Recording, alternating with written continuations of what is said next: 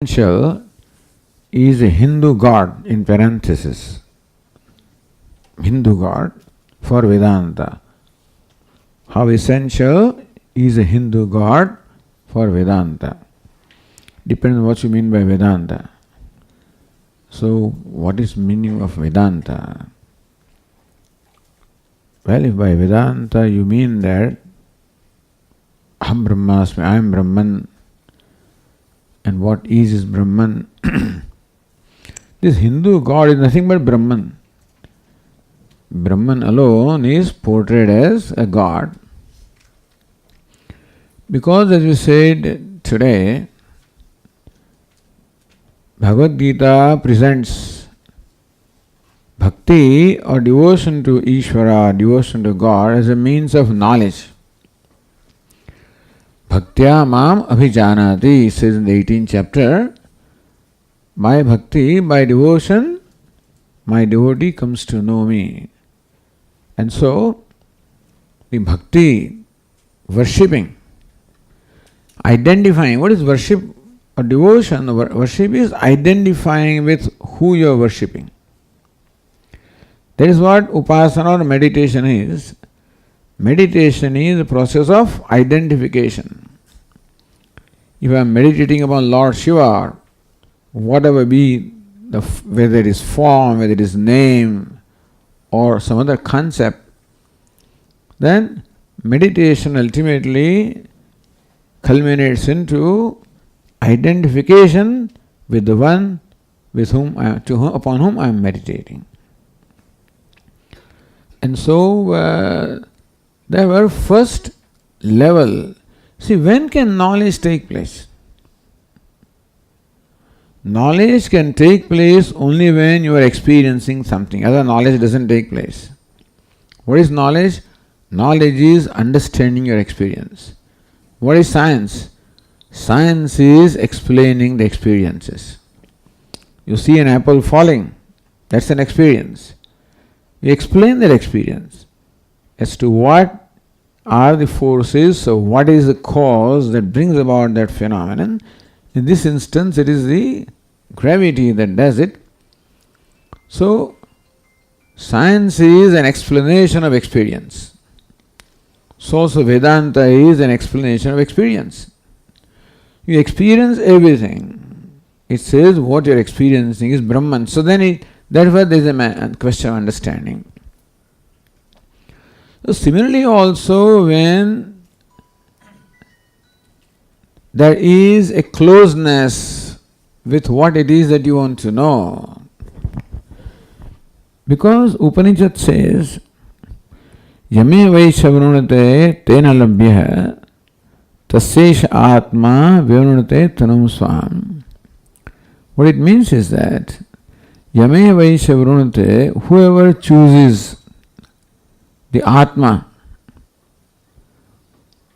for whom Atma is only agenda. Whoever chooses Atma, worships Atma as the only agenda, to that devotee, Atma reveals its own nature. Idea is that knowledge can take place when what you want to know reveals itself to you. You see, if Newton may have contemplated upon this phenomenon for we don't know how long, Newton is an example, then a flash must have occurred in his mind. Hey, this is what it means. Is our experience also that when you're trying to solve the problem and something happens, that's what you call light, tube light, whatever, a flash. What it means is that we know something when what we want to know reveals itself in our mind. That law of gravity revealed itself in the mind of Newton. All this phenomena of relativity must have revealed itself in the mind of Einstein, his colleagues. Because it's an insight that you get just like that. As Edison said,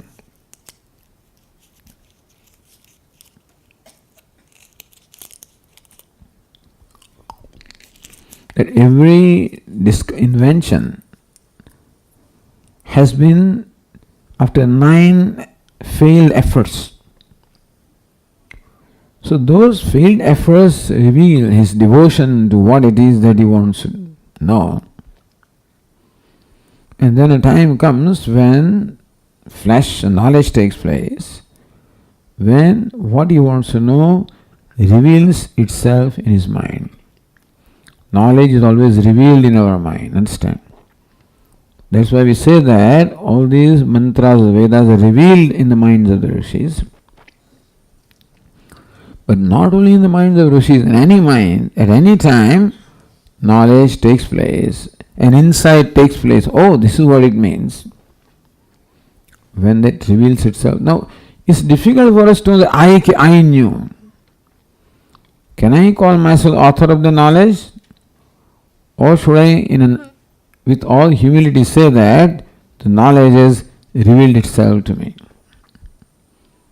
So what I want to know should reveal itself to me, should become favorable to me. When would something reveal itself to me? When it becomes favorable to me. When would it become favorable to me? When it becomes favorable to me. I become favorable when it becomes, that's what it says. One who chooses Atma, to that one Atma reveals itself. Lord Krishna also says in the 10th chapter of Gita, Tesham satadayuktanam bhajatam pridipurvakam dadami buddhiyogam tam. When I find that my devotees are worshipping me simply out of love, with no expectation from me, then I give them the knowledge. And thus, this devotion is a stage, is that which creates a stage for knowledge by making the object of knowledge favorable to me. Devotion can be of any type, by the way.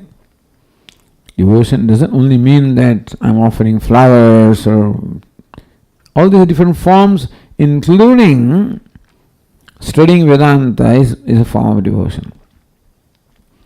Because I am dedicated to what I want to know. And if my dedication is complete to the exclusion of everything else, so that is called devotion when I am totally, I give myself in. That's called devoting myself. And therefore devotion takes different forms.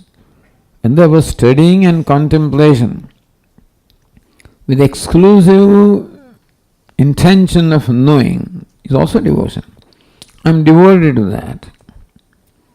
And so these other forms of devotion also are devotion, meant for making the object of my knowledge favorable to me. I should become the favorable to that, then it will reveal itself.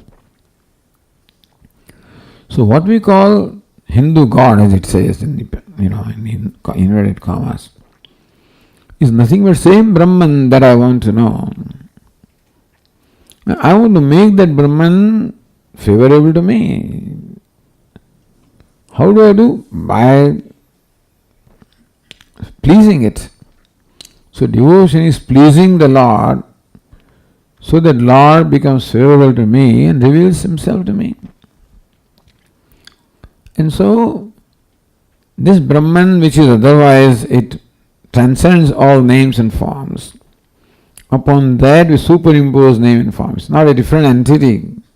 Brahman alone, upon which we superimpose names and forms. You call it Saguna Brahma, you can call it God, Devata. So when you worship even Devata, it is Brahman alone, but that's only entity. You think that you are worshipping Lord Shiva as an individual or something like that, but what is the content is only Brahman. So your ultimately worship only reaches there. As one example is, as Swami used to say, that if you want to draw my attention, all you need to do is to touch my little finger. Because all he says is, if a surgeon performs surgery on my finger, the bill comes to me. He says, Similarly, whatever you worship, it's only one entity. It is nothing but Brahman that you want to know. So, It is a matter of your choice as to how you want to worship Him. Dedicating yourself for the study of knowledge. And Shravanam, Mananam, Nididhyasana in all worship, which shows total dedication. To create that frame of mind is other kinds of worship, to create that frame of mind. Because you must have love for what you want to know, otherwise it becomes an intellectual gymnastics. Unless you love what you want to know, then only it will become favorable to you, otherwise it won't. Even in the worship in the form of pursuit of knowledge also, there are many scholars who are doing a lot of study, There are many ways of doing it, but unless that element of dedication is there. So Upanishad even mentions this as worship. That you are worshipping as non-dual, that's what you want to know, that is your own self. With that in mind, you are studying, contemplating. And therefore, it's a question of one's need. There is no such thing as that which fits everybody. No such means that everybody needs it. It is, one has to look at one's own need. As to what I need in terms of, one thing is very certain. Drishyate tu agraya buddhya sukshmaya sukshmadarshibhi. For knowing the self, we require a mind that enjoys purity, subtlety, as well as single-pointedness. Chitta Shuddhi, Chitta Ekagrata. Chitta Shuddhi, purity of mind, Ekagrata, the focus, concentration of mind. It is all ways of getting that. So all these worship that is being performed, all of that has, because when you worship Ishvara in whichever form, what you are worshipping is purer than the purest, and therefore your mind automatically, on account of the association you have by way of meditation, by way of repeating, by whichever way, your mind gets associated with something which is embodiment of purity. That's how the mind also gets purity. So worship brings us the purity as well as concentration of mind. If you need it, if you think that you already have it, depends on where you start your journey. Someone may start journey from Rishikesh for Viditatmananda. Someone may start, he may already be at Srinagar, that's on the way. Then he doesn't have to do this. Somebody may be in Joshimath. He doesn't require those things. But there is no rule as to what everybody has to choose, depending on what the need is. But we should know what we need. There cannot be something that is useless for everybody. There cannot be something that is needed for everybody. You follow? There cannot be one medicine that fits all, one diet that fits everybody. So we have a whole panorama of variety of means given to us. And everything has a place for someone. Whether I am that someone or not is something that I can determine. In fact, that was always Arjuna's questions to Lord Krishna. What is good for me?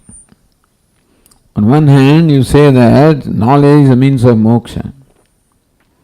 And knowledge is superior to karma. You are asking me to perform karma, why? Then he understood that now he requires to preparation before pursuing knowledge. Now you are asking, telling me about karma and then karma sannyas also. Which one is? So Lord Krishna says that, look, karma yoga is superior to sannyasa. Why is so? For Arjuna. It's not a blanket statement that karma yoga is superior for everybody. No. Where Arjuna is, karma yoga is superior to renunciation of karma, because first you must get the benefit that karma has to give, and then you proceed. When you have a fruit with you, like mango, first squeeze the juice out of it, then throw it away. Don't throw away mango with the juice. First extract the juice.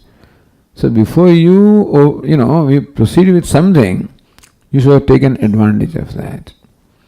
And you feel that, yes, I'm already prepared for what this one has to give, then there's no need,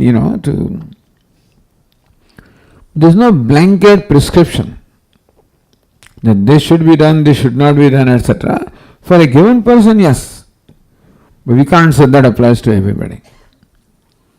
And therefore, in all honesty and understanding, we should know what it is that we need and accordingly adopt the appropriate means. But you said in the class, first stage is Karma Yoga, second is Upasana, where this Hindu god thing comes, and third is the dedication to knowledge.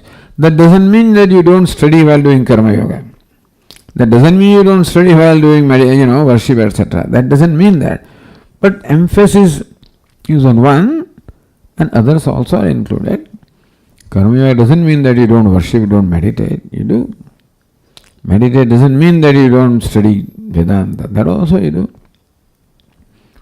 But all of that, something will have greater emphasis, and then that may change.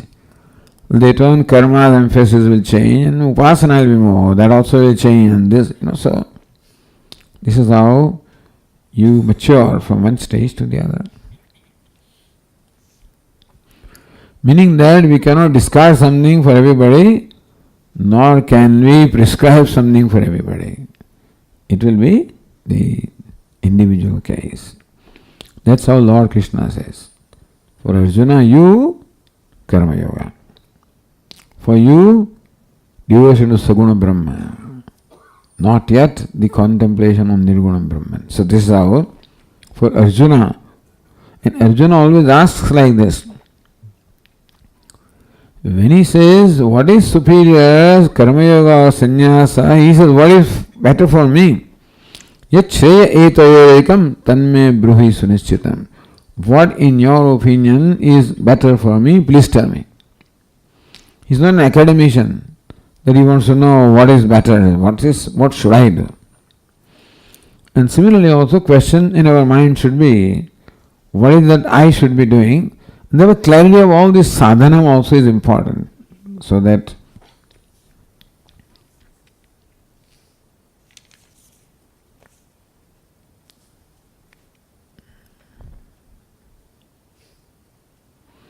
why is Shvetaketu identified as grandson of Aruna rather than the son of Uddalaka? You see, in a whole lineage, sometimes the most prominent person's name always appears. So Lord Rama is called Raghava, although he is son of Dasharatha. But Raghu was their ancestor and was a very brave and well known, therefore he is identified with that. There is a family in Ahmedabad called Sarabhai. Sarabhai passed away many, but all his children, they now the last name is Sarabhai. Why? Because you want to identify with someone who is most prominent. So Aruna, would be a predominant sage, and therefore you like to be identified.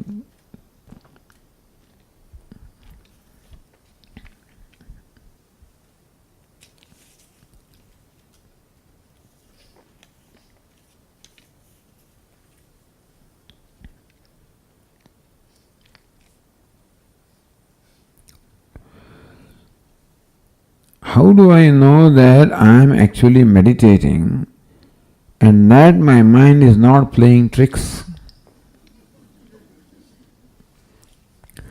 That depends upon what your concept of meditating is. Usually, meditation involves a meditator and an object of meditation. Meaning that you give your mind something to think about. So meditation is said to be a thought flow of the same subject. Just to give a simple example, suppose you want to meditate upon Swamiji, let us say. So what is meditation upon Swamiji? Maintaining in the mind a thought flow of which the content is Swamiji. So Swamiji, Swamiji, Swamiji, Swamiji, Swamiji. So thus, where the same thought occurs again and again, then there is a stream of thoughts of the same form. Sajatiya vritti pravaha. Pravaha, the vritti pravaha, thought flow of the same kind is called meditation. But not all the same kind. I am thinking of mango, that we won't call it meditation. That we do anyway. But then Saguna Brahma Vishayaka Sajatiya Vritti Pravaha. A thought flow of which Ishvara is the subject matter. Saguna Brahma is the subject matter. So Saguna Brahma means Brahman with attributes, upon which we superimpose attributes. Brahman is only one. Nirguna Brahma is not separate from Saguna Brahma. Same Brahman upon which we superimpose attributes. We call him creator, sustainer, dissolver, omniscient, omnipotent. Then those attributes enable you to think of Brahman. Because you may admire Brahman, you may revere Brahman, because of those attributes, because of what inspires you, what motivates you.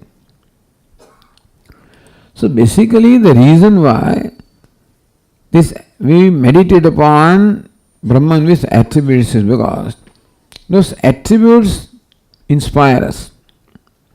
Different people are inspired by different things.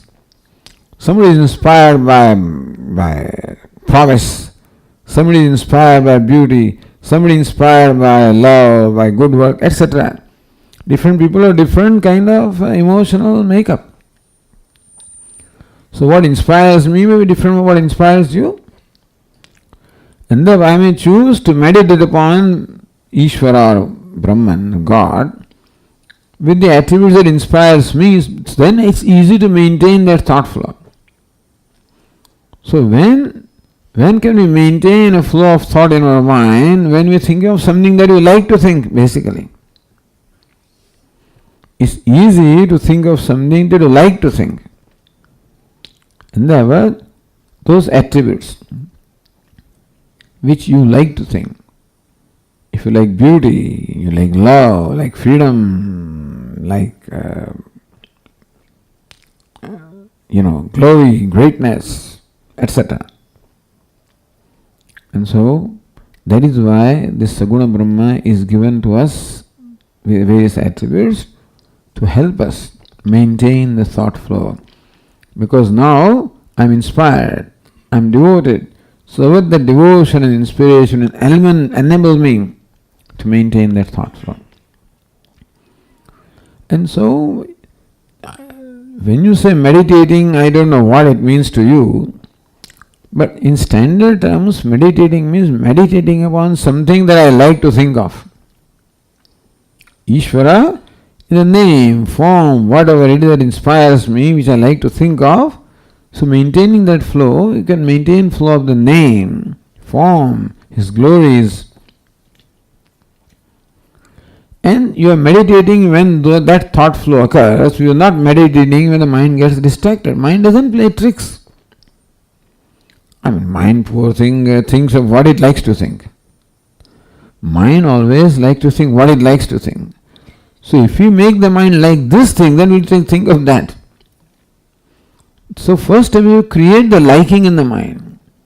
Therefore we all Puranas, of Ishtadevata, listen to the glories of the Lord, listen to exploits, etc. And that's why you are inspired, and that's how you like to think. If meditation, there are many kinds of meditation. The meditation that we mean is the meditation of the form of mental worship of Saguna Brahma. But meditations, that there are so many packages are there, and so what kind you are doing, I do not know. Meditating on a place, meditating on flame, meditating on something. It can be any kind of thing which helps to concentrate the mind. But here, by meditation, we do not only want concentration of mind, We also want the purification of mind. So when you think of an object which is pure and beautiful, then mind also becomes like that. So rather than think of a flame and something like that, which is otherwise, a neutral thing, it will help you to concentrate the mind. But here is a purification of mind as well. And so, I think what the person means is, I think that I'm meditating, and am I sleeping? That may be the question here. So how do I know that I'm meditating or sleeping? Is my mind playing tricks with me? So mind plays tricks with me and makes me feel that I'm meditating while it is sleeping. That is possible, that you may not be able to distinguish between meditation and sleep. But if you are meditating on a specific thing, then you know whether that is in your mind or not. You could very well be dozing off. Possible. Wake up, start again.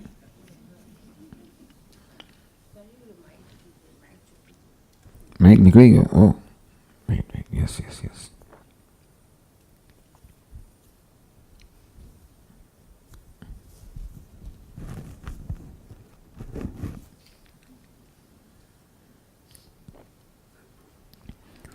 During my so-called meditative stage, sometimes I desire to remain in that stage and I do not wish to come out of it. Is that usual? It's good. If you are meditating and you are enjoying what you are meditating, and naturally you would want to stay that way, which is quite good. Yes. There's no need to come out if you are happy doing what you are doing. Because I desire to remain in that stage, that means that you are enjoying that stage. And then you may as well continue. That's good.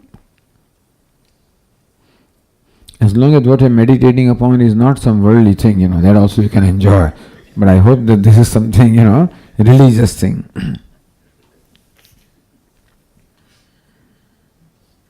Sometimes I get anxious and I feel afraid to remain in the meditative stage and wish to end it. Why so?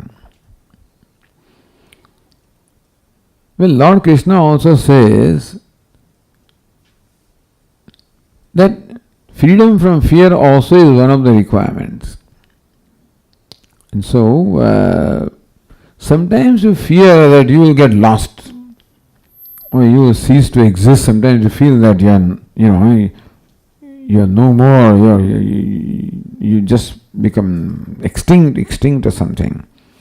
So fear can be there. When you lose your identity or individuality, you feel that you are not there. So we have to educate our mind that it can never be that I am not. The fear is that what happens if I am lost? I feel that I am gone completely, I am no more there. Then Gaudapada says that yogis are afraid of what should not be afraid of, because you can never not be. What goes away is a particular form of the meditator, or the ego goes away. But since we identify ourselves with ego is going away, I think I am going away. Ego doesn't remain, I think I do not remain. So if that fear comes, then you address the mind. That mind, there is no need to worry, because you can never not be. A river may be afraid when it is merging into ocean. The river can be afraid, I am lost, I am gone. What can go is only name and form. A river which is water can never go away. So what can merge, what can go away is the name and form, which is what we want actually. And that way you can educate your mind that there is no way, no reason to be afraid.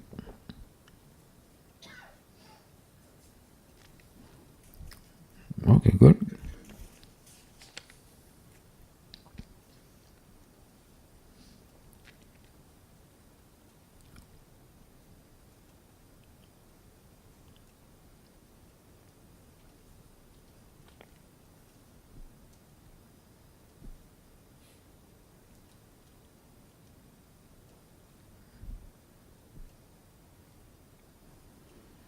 I am a Brahma Bandhu, somebody says.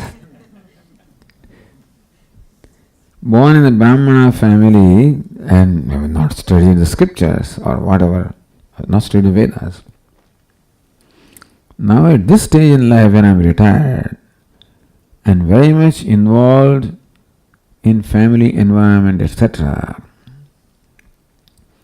what would Swamiji suggest a shortest and practical approach to a Brahmanic way of life?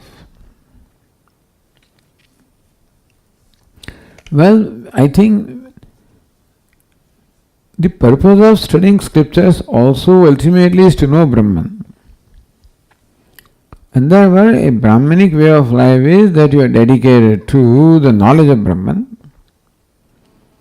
In preparation to that, you are dedicated to worshipping Brahman. So if you introduce in your life whatever forms of worship if you like to worship, or this contemplation, Shravanam, Mananam, that you can do. Family environment is there, hopefully family involvement is not there, but you can be in family environment and try to reduce involvement as much as you can. Because what happens in family is that when you live among people, then it always some concerns are there. Where has he gone? How come he has not come? And so some worries and anxieties, etc. we keep on entertaining. You can try to extricate yourself from these attachments and anxieties, etc. Then you will have some leisure of mind even to worship or even to think or to study or. So remain in family environment because at this age you need that protection and support. At the same time, you take out time for yourself away from the activities and do what you like to do.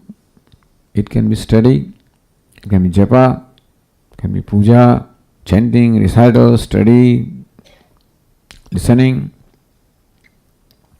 With all this technology, you can, at your home, you get the Swamis, You don't have to go anywhere. Those days they have to travel so long and stay for years together. Now Swamis come to you, and if they don't come to you, then he comes to you on your cell phone. It's one touch away. So much facilities there now for you to do the Shravanam at home. You can study books, you can contemplate, you can do japa as much as possible. So don't worry about studying Vedas to become Brahmana, but pursue knowledge of Brahman. That's what makes you real Brahmana. Okay, so that takes care of all the questions that I had. Yes. Huh.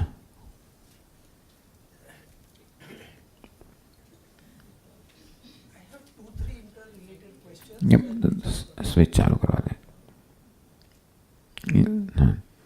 I have 2-3 interrelated questions. It's on chapter 2 of Bhagavad Gita, which is Sankhya Yoga or Jnana Yoga. Mm-hmm. So stanzas 31 to 36, in which the Lord is inspiring Arjuna to take up the war. Mm. And there are a lot of, these 6 stanzas have something like Kritim Hitva Papam Avapsyasi Bhayadranatu Partam Pancante Tvam Bhagataha Nindantam Tava Samarthyam, and again Tato Dukkha. and then again Lord says that Tulya Nindastuti you be so Tulya Nindastuti, so here he is saying Nindantam Tava Samarthyam, so these are, so it's talking in something like the daily common man's terms to inspire. So in this Those 6 verses are meant for Arjuna, specifically. See, a lot of teaching of Bhagavad Gita is meant for everybody. But these verses, Swadharmam vichaveksha navikamvitu marhasi. Here Arjuna, considering your own duty as a Kshatriya, you are in an ideal condition. So, this is Svargadvara apavrutam sukhinah kshatriyah partha. This is an opportunity for you to fight your battle and gain heaven. So Kshatriyas are very fortunate who get this opportunity. So it is only appropriate that you fight this battle. On the other hand, if you don't fight the battle, then you will lose your fame and you will lose everything. So Lord Krishna says to Arjuna, both Anvaya and Vyatireka, what you seek to gain by doing your duty, fighting battle is doing the duty. In specific case of Arjuna, duty happens to be fighting the battle. But when Lord Krishna says, Tasmad Yudhyasva Bharata, Hey Bharata, may you rise and fight, it means perform your duty. You should not swerve from your duty for your ragadveshas or personal attachments, etc. So this is what happened to Arjuna. That because of his personal attachment to the people in the opposite army, he interpreted this battle as adharma rather than dharma. And therefore he says, I will not fight. So Lord Krishna is teaching him that this is dharma, not adharma. And having said various things in principle, and to you Arjuna, that considering your own dharma, which is to fight this battle also, there is no reason why you should swerve, no reason why you should be upset or perturbed, because this is the right opportunity for you. And if you do not respond to this, there is all the loss. For a Kshatriya, as they were Kshatriyas, the fame is the most important thing. Nindantas tava samarthyam. Tato dukha. So your samarthya, promise will be condemned. And what worse can it be for a Kshatriya? To you and it doesn't matter. For a Vaishya it doesn't matter, Suppose somebody say you are saying, I don't care. Because Vaishya has different priorities. For Kshatriya is khyati. His fame and name and prestige is most important. So Arjuna, that's what you lose. Because your fame is because of your prowess, and people will interpret that he is a coward, he has run away from this battlefield. That's how they will interpret. And so that Arjuna cannot stand. While then deciding to fight the battle, then have that attitude of equalness of the mind, or sameness of the mind towards the result. Sukha dukkhe samay krutva labha labho jaya. So sukha dukkha labha alabha jaya parajaya is for the outcome. So you do your duty with sameness of the mind of prasada buddhi towards the outcome. Swami, the other thing is battle the only outcome. I mean, like so many mass killings are there. So can there not be a better way of dealing such adharma which is prevailing, and such killings are really needed? Bloodshed, I mean. But that is the judgment of Lord Krishna as to what is the solution of the prevailing problem of adharma. So sometimes you need to perform a radical surgery on the body. You may to remove, amputate a limb to save the rest of the body. So here also there is one part of the society where Kshatriyas become too powerful, then instead of protecting the weak, they start exploiting the weak. So therefore when power comes, then it is likely that sometimes you may swerve from your own dharma. So, paritranaya sadhunam vinashaya dushkritam. And so that is why this is battle of dharma against adharma. It's not one against person. Duryodhana represents adharma. And therefore it is a fight, battle between dharma and adharma. But Swamiji, related to that, when the Sena, the army of Lord Krishna was given to Kaurava. Kauravas, what was their fault in that, the whole army of his to get killed in this war? I'm just asking that question related to the same, the bloodshed and all that. But soldiers' life is only meant that way. Either they were here also, then they would have been present. Because people in both the armies were killed, by the way. nobody was left except very few select people were left. Everybody perished on both the armies, and that was the whole idea. So this is a very violent way, but that's what Lord Krishna did. He ended not only this is Kurukula, Kauravas. That was done with Kamsa and all his things, and Kalayavana and Jarasandha and even the Yadavas also. So in such situations is war the only solution instead of... That must be. Because so huge is the loss to the... But what, see, they try to avoid this war, remember. Lord Krishna himself went as a messenger, Yeah. And they were not successful. So I think what wars we saw there, we are right now seeing in different forms of wars which are still continuing in the humanity. No. We cannot justify the battle that is, but out of greed, what takes place. It is out of... What is happening right now is out of greed for power, out of resentment, out of enmity, out of retaliation, out of revenge. So they all make it violence. If any battle takes place out of revenge, out of greed for power, that's all violence. And in chapter 8, then Lord says that It's not working, this thing. if you not find Vinamshasi, Lord again used this 18th chapter. So is it a threatening type that you follow your duty and fight this as a dharma youth or something like that? Vinamshasi doesn't mean that you will die. Meaning that you will become no good for pursuing the goal of your life. Because when you do something which is in violation to your nature, that creates the inner conflict, which is what drains all your energy, and then you become incapable of accomplishing anything worthwhile. Because Arjuna's nature is to fight, meaning he cannot stand, fight means he cannot stand injustice. That's a Kshatriya who cannot stand injustice, cannot stand adharma. So Bhadaswami used to call it the active resistance against evil. That was his interpretation.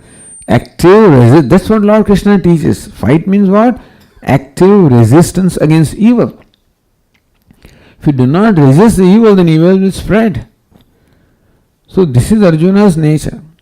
They cannot stand injustice.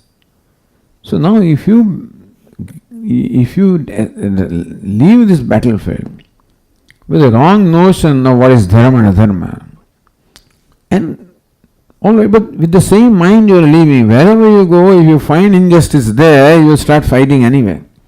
If not this battle, some other battle you will fight, because it is your nature to protect justice and protect dharma. And so there will always something that will provoke you. Any injustice will provoke you. There are people who are activists, and wherever they go, they find some means of activity, something, they'll fight for some cause or the other. That's the nature. Swamiji,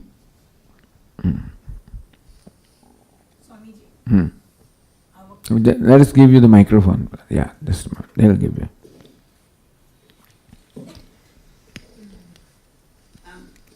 I know we have learned from our Swamiji's here that the God, all the manifestations, the Hindu gods, all the manifestations of one Om.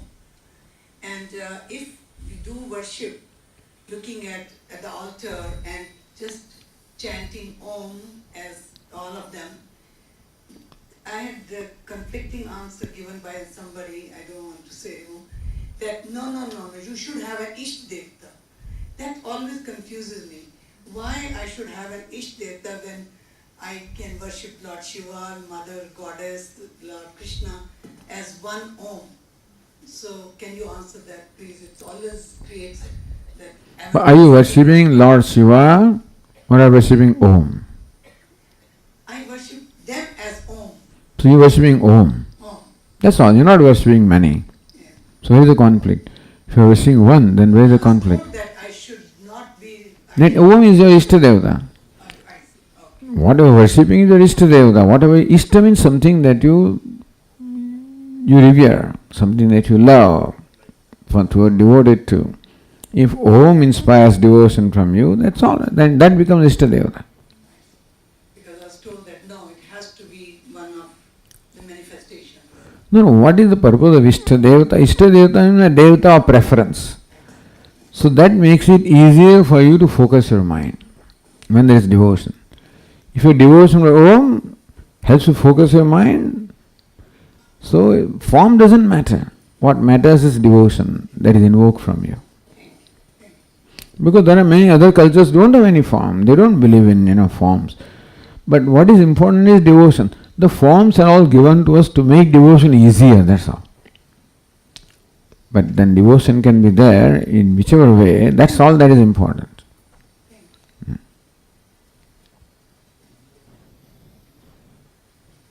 At the back.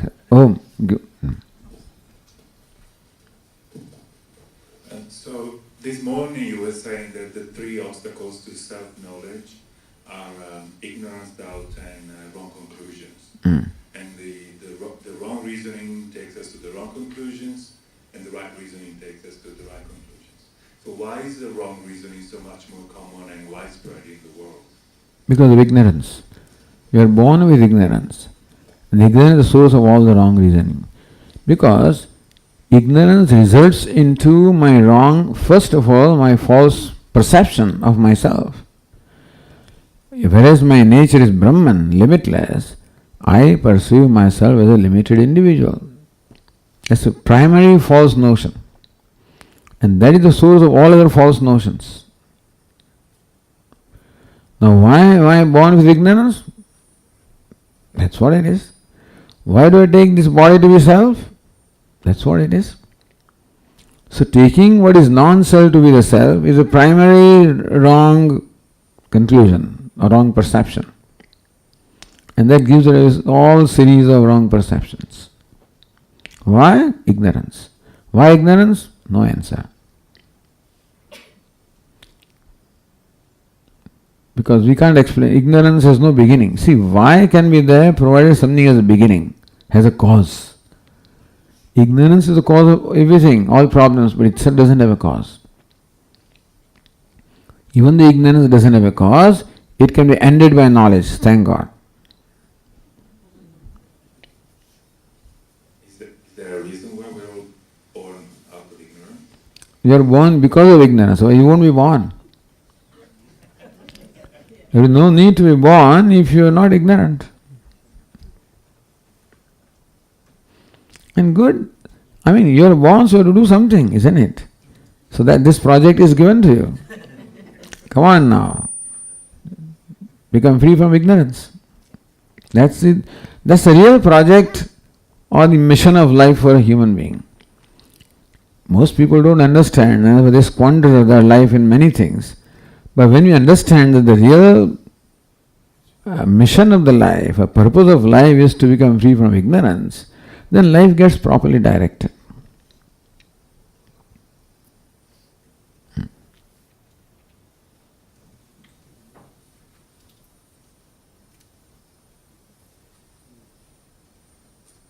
Swamiji, for me as a Western person, sometimes then so Oh, it's too far? Okay. Sometimes in my in between old life, Western knowledge person, and the new life way I'm seeking, I'm facing many decisions in which I don't know which is more dharmic. So Many decisions? Many situations?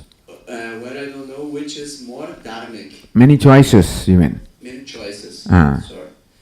So is there any tips or, of course maybe dharma is relative sometimes, but is there somehow we could think which would be the best way to choose in situations we don't know which is more correct, ethic or dharmic? Well, when we are interacting with others, one simple rule is to treat others the way we would like to be treated by them. That becomes that's simple dharma, so common sense dharma while interacting with the world. Well, other choices, there is no dharma. Whether you choose apple or orange, that is a preference. There is not a choice. Choice comes whether to say, whether to tell truth or not, to be honest or not. In that, dharma is generally very clear. How would I like to be treated if I was in that situation? That will give me the norm of how I can relate to others. So dharma comes into picture generally in our living life and interacting with others. Dharma now, when you're studying Vedanta, not dharma, but what is appropriate is a choice. If the goal is clear to you, then the path becomes clear. If we are clear that moksha is what I am seeking, let us say, suppose moksha is my goal. What is moksha? Moksha is my nature. And therefore, Vedanta would explain that the life is the process of accomplishing what is already accomplished. I am seeking to accomplish what is already my nature. And therefore, there is basically nothing to be accomplished in life. As far as the worldly things are concerned, they have no contribution in my life other than fulfilling my basic needs. So my approach towards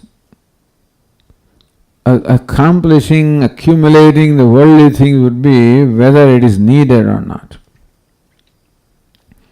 So a day-to-life approach is minimizing the needs, minimizing the wants. And take care of your body, take care of yourself. I'm not saying that you ignore it or be indifferent to that. Take care.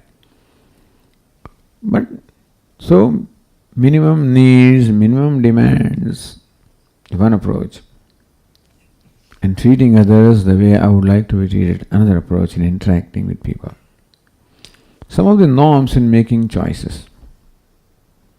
Now you say, Swamiji, I need very little and what should I do? Then you get more, you can produce as much as you can and then contribute to others. So I can always ask myself in every situation.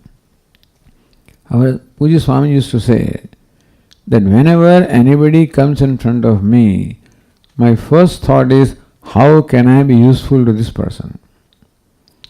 So am I using the situation to be useful, or am I using the situation to use others? These are two choices. As best as we can to try to be useful. These are the values which you should follow within the boundaries, understand. Meaning that there is always a limit to how much useful you can be. There's a limit to how much you can minimize your needs. There's a limit to how honest you can be. So understand your own limits and follow these values.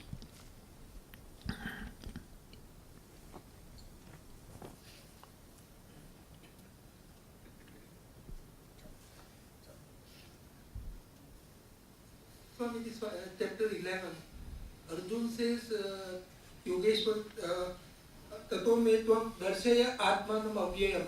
Darshaya is using. Then the Lord says, Pashya me partha rupani. But when it comes to Sanjaya, Sanjay by narrating this darshaya mata, ashvataya mata. So these are all distant past tenses. So why this difference of tenses are there? Pashya me partha rupani, darshaya atmanam avyayam, and darshaya mata and ashvata mata. Because Lord Krishna and Arjuna are in the present. So Arjuna says, please show me. Lord Krishna says, please see. And Sanjaya narrates, he showed. So Sanjaya narrates the event that has already happened. That Lord Krishna showed his Rupa to Arjuna. That's for the past tense. But it is not a distant past tense. Hmm? It is not immediate past tense. Darshayamasa is a distant past tense. Paroksha. Paroksha, yeah. Right, but it's basically past tense is because it's describing a phenomenon that already taken place. Whereas Arjuna and Lord Krishna use the present tense because it is happening now. And Sanjaya describes something that has already happened. So that's why past tense and present tense. So Sanjay was not directly narrating what is going on. Yeah, but But it is yeah, when it went on, then he says, this is how Lord Krishna showed. This is how it happened.